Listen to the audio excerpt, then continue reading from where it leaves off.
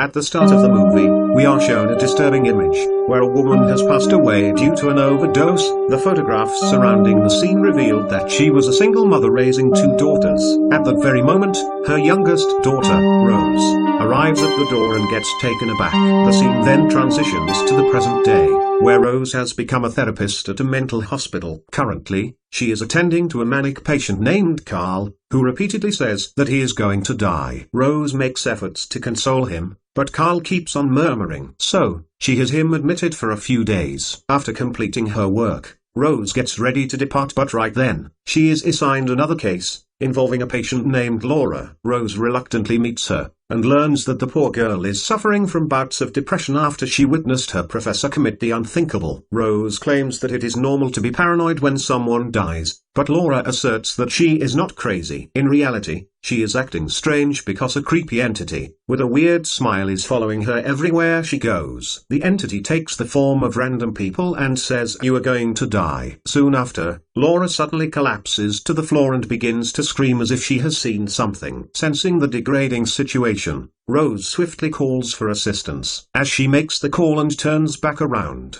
she is shocked to see Laura standing upright, appearing calm and wearing a haunting smile. Unfortunately, before help arrives, Laura takes a shard of broken potter and commits the unthinkable, leaving Rose horrified. Following this tragic incident, two detectives arrive at the hospital, one of whom happens to be Joel, Rose's former boyfriend. They ask her several questions, but she is too terrified to speak. Rose only reveals that Laura had a creepy smile on her face when she committed the unthinkable. After the formalities are over, Rose finally returns home. In order to relax, she takes a shower and is about to pour herself a drink when she notices a scary sight of Laura standing in a corner. At the same time, her fiancé tilde copyright, Trevor, enters the room, startling her momentarily. He notices her all worried and inquires if everything is all right. In response, Rose nods her head, and changes the topic swiftly. Later that night, the couple joins Rose's sister, Holly, and her husband for a dinner outing. All of them talk about their respective work lives, but Rose appears to be distracted. She keeps remembering the harrowing scene of Laura's demise. The next day, Rose decides to return to work, but she struggles to move on from the previous incidents. Intrigued, she approaches the receptionist and requests to see the report on Gabriel, the professor who committed the unthinkable in front of Laura. While reviewing the report, Rose receives a call from Holly, who extends an invitation to her son's birthday celebration. As they talk on the phone, Rose glances out the window and notices a figure in the distance that resembles Laura. However, she dismisses it as her imagination and proceeds to check on her patients. When she passes by Carl's room, she shockingly notices him with the same disturbing smile as Laura had. All of a sudden, he begins shouting at her, declaring that she is going to die. This terrifies Rose,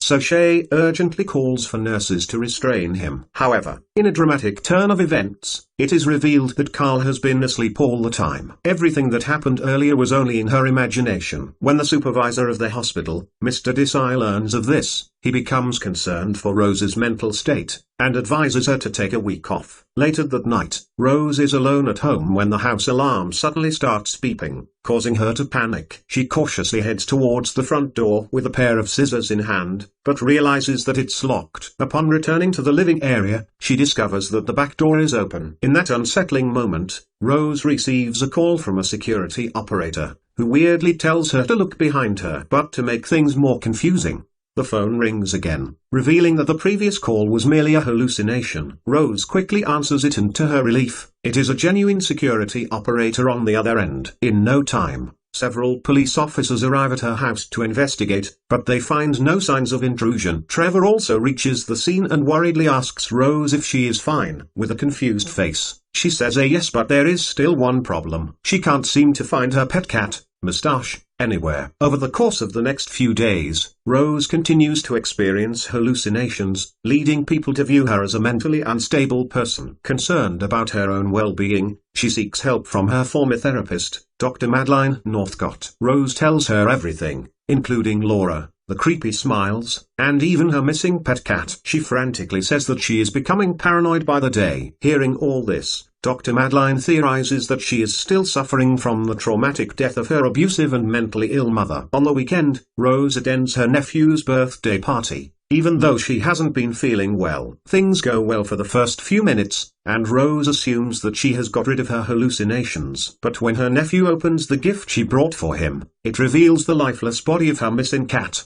Moustache. The shocking revelation sends Rose into tears as she desperately tries to convince everyone that she didn't do it. In the midst of this, she notices one of the party guests smiling at her creepily. This startles Rose horribly, and she ends up breaking a glass table, injuring herself. In the next scene, Trevor brings her home after a short trip to the hospital. Before getting out of the car, Rose attempts to confide in him about the entity that's haunting her, but Trevor speculates that she may have inherited her mother's mental illness. Later, Rose continues her research on Gabriel until she hears her mother's voice calling out to her from the darkness. Determined to ignore it, she tries to go to bed, but a figure resembling her mother appears behind her. In the morning, Rose sets out to Gabriel's residence to gather more details about his death. Upon arrival, she is welcomed by his wife, Victoria, who discloses that the professor had also witnessed a self-kill, before committing the unthinkable. She then leads Rose to a room, where several sketches made by Gabriel are on display. All of them have the same creepy smile on their faces. After learning all this, Rose asserts that Gabriel wasn't insane and that the experiences he had were real. She claims that she is also going through similar occurrences. Unfortunately, this only angers Victoria, as she believes Rose is trying to make fun of her late husband. So, she kicks her out of the house. Now, with no options left, Rose approaches her ex-boyfriend, Joel, and requests a favor, to investigate cases related to Gabriel. The detective is a bit hesitant, but he agrees to do it for the sake of their past relationship. Joel then accesses reports on his laptop and discovers that the professor had witnessed a woman named Angela committing the unthinkable. He then conducts a similar research on the woman, and coincidentally finds that she had also witnessed a self-inflicted death. When they view the recorded footage, they see a man smiling before committing the unthinkable in front of Angela. Following this, Rose returns home with the intention of revealing everything to her fiancé. However, her plans are disrupted when she discovers that Trevor has brought Dr. Madeline to check on her. He believes that she has gone mental. This enrages Rose and she accuses Trevor of abandoning her during her time of need. She then storms off and goes to Holly's place, hoping to get some support from her. Rose eagerly shows her sister the printed images of the other victims, explaining how she got her patient's curse. However, Holly dismisses the notion of curses and compares her with their late mother. This triggers a wave of anger within Rose, who has reached her breaking point of being constantly pushed around by everyone. As a result,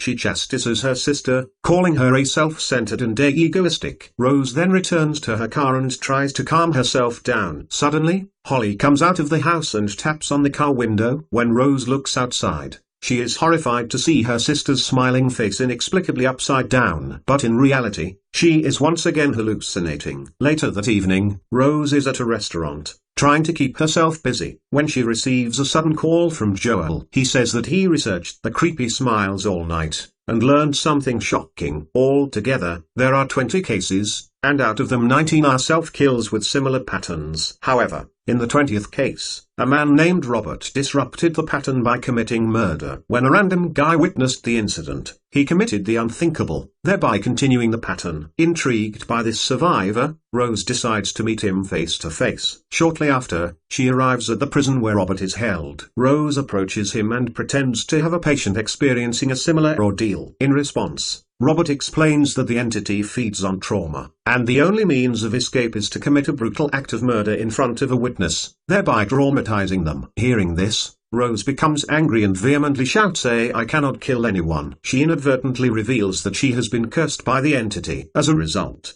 Robert starts panicking, so the guards quickly arrive and take him away. Later, when Rose reaches home, Dr. Madeline unexpectedly pays her a visit. The two engage in a conversation, which is soon interrupted by a phone call. Rose reluctantly answers, only to discover that the caller is none other than Dr. Madeline herself. This means that the person next to her is the entity. Just then, the entity starts to smile and utters the words, "Time is running out."